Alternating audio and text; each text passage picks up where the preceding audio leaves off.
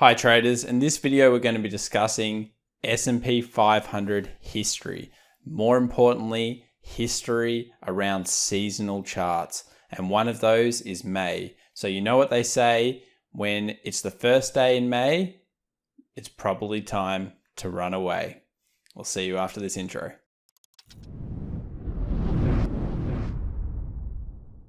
So firstly, I'd just like to remind everybody to like, comment down below, and of course subscribe and hit that alert button if you enjoy our content.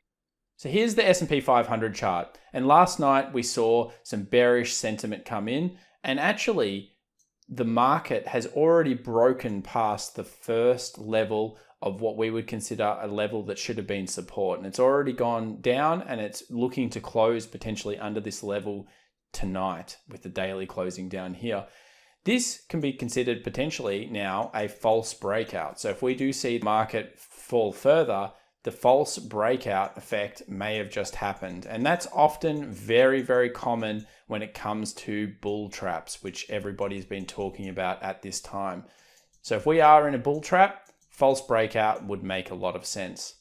In terms of where next key support is going to be, the next key support will be around this 2720 zone, where the market will probably come down to this area and potentially find support there, bounce off a bit. And if it gets through this zone, it's going to come down to the next key support zone, which will be around this 2635 area. This area will then act as support. And again, like a normal market, if it's going to come down to the next level, many people are mentioning around that 2500 as being the next support, and then potentially all the way back down to previous lows, and maybe even test new lows such as 2000 and 1700 on the S&P 500.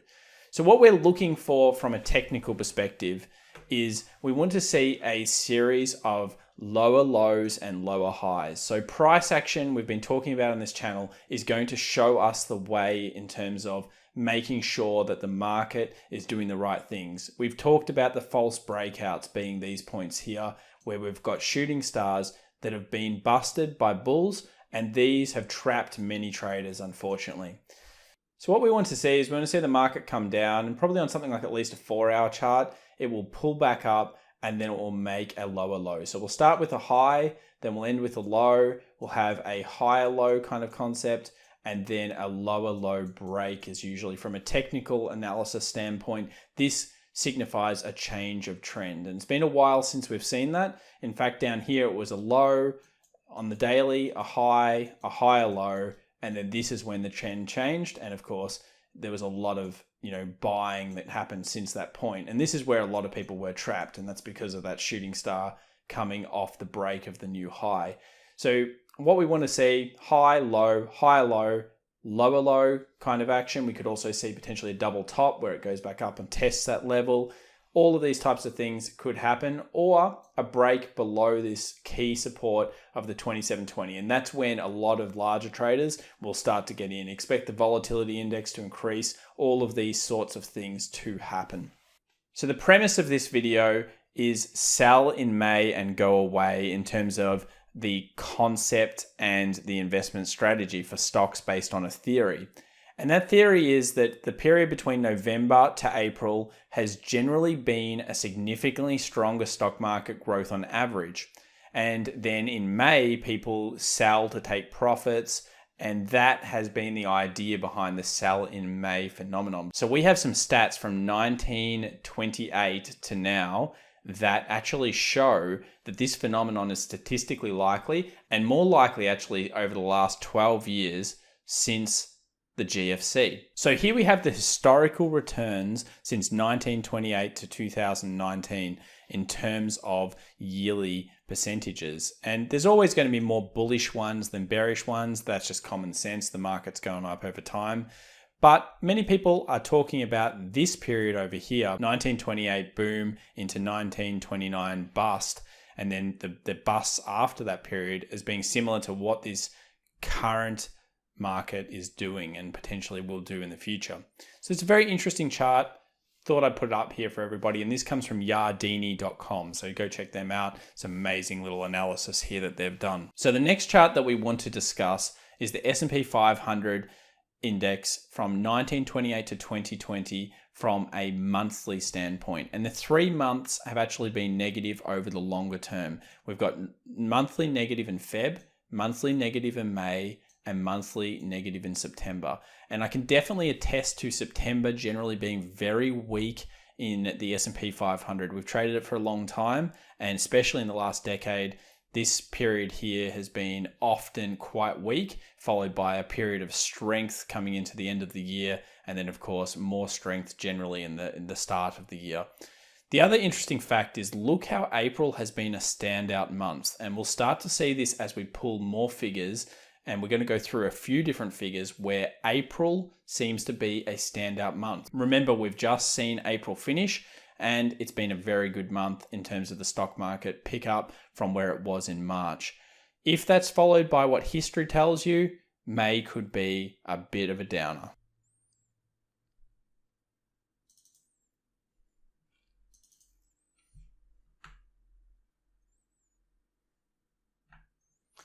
The next chart, again, from 1928 to 2020 in terms of average percent up or down in a month. So during the down months, we have a few key levels. May, again, stand out, bigger negatives than positives. Again, April, bigger positives than negatives. September, October, bigger negatives than positives. And, you can see that February was never really an amazing month either. So those stats are very similar across the board here. But May in particular, September and October are all very poor performing months. And history can help us in this standpoint. We've got more to come. Now, here is the one that really shows what's been happening. This is a compressed chart from 2008 upwards to 2020. And it even includes just recently with the month of March and what happened there. More importantly, look at the month of May stats and the month of August, backing up very similar concepts to what we've seen over that 1928 to 2020 stats. May has been a serious underperformer, and that is really important because guess what month we're in right now? It's May.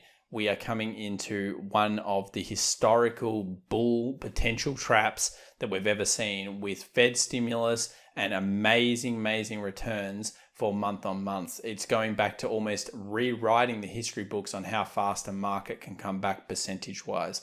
So May has been historically a pretty poor month. It shows it in these figures. And let's now talk about the stimulus that's coming into the market. But May definitely is not looking very strong. So here we have an amazing chart, and this is a chart about how the current stimulus packages compare and the size of the stimulus packages in selected countries as a share of their previous year 2019 GDP. So it breaks it down to 3 different policy styles in terms of stimulus. And the US, as we can see over here, has chosen to do it a very different way to many other countries. Let's talk about the different methods and then talk about the percentages. So the first method is the immediate impulse. So the immediate impulse, what that is basically it's the additional government spending such as medical resources, keeping people employed, subsidies, SMEs, public investments, and foregone revenues, such as the cancellation of certain taxes and social security contributions. And these types of measures immediately lead to deterioration of the budget balance without any potential direct compensation later. So it's that immediate impulse. And this is what a lot of people are talking about in the US, and why the US and what they're doing is a little bit scary because they've chosen to go down the route of using immediate impulse as their main tool. The second one is deferrals. So deferrals are pretty much where the government has decided to defer certain payments, including taxes and social security contributions, which in principle should be paid back later. So the idea is it improves liquidity, and then of course companies and stuff have less obligations so they can continue doing business during times of hardships. And many countries have done this to a certain degree. Germany, Italy, France have all chosen to do that. And the US has, but to a much lesser extent. The last one is other liquidity guarantees, and these are things like measures including export guarantees, liquidity assistance, credit lines through national development banks, and some of these measures are to improve the liquidity position of the private sector. But unlike deferrals, which are automatic and generally apply to target groups, credit lines require action from the impacted companies. So they may not weaken the budget now, but they might weaken the budget later. And the idea is that you may want to use these to, of course, again, help out the private sector, as we mentioned. This is what Germany, Italy, France, and the UK has chosen to do in a much greater part than the US. So let's talk about some percentages here of what these graphs are showing. So the US has done a 9.1% as per GDP in terms of their immediate impulse. Compare that to the second largest here, which is Germany, at 6.9%. Then you've got 38.6% in other liquidity guarantees coming in from Germany on the top end. And when you compare that to 2.6% in the US and 2.6% in the US as well on deferrals. So it starts to paint a picture that the US has gone all in on immediate impulse. And remember, a lot of this money won't get paid back. So who brunts this cost? The taxpayer. And it may not be that effective. So they're obviously incredibly worried about what's going on. Potentially they move to these other types of guarantees later on as a form of still further stabilizing, and that may be what they've got left. But I tell you what, it's a chart that you just go, wow, they've gone all in on one concept and one concept alone. But it does show you what the US has done in terms of their impulse and stimulus currently. So we hope you enjoyed this video. Please remember to like, comment, and subscribe, and we'll see you in the next daily video that we'll be doing during this crisis. See you in the next one, everybody, and happy trading.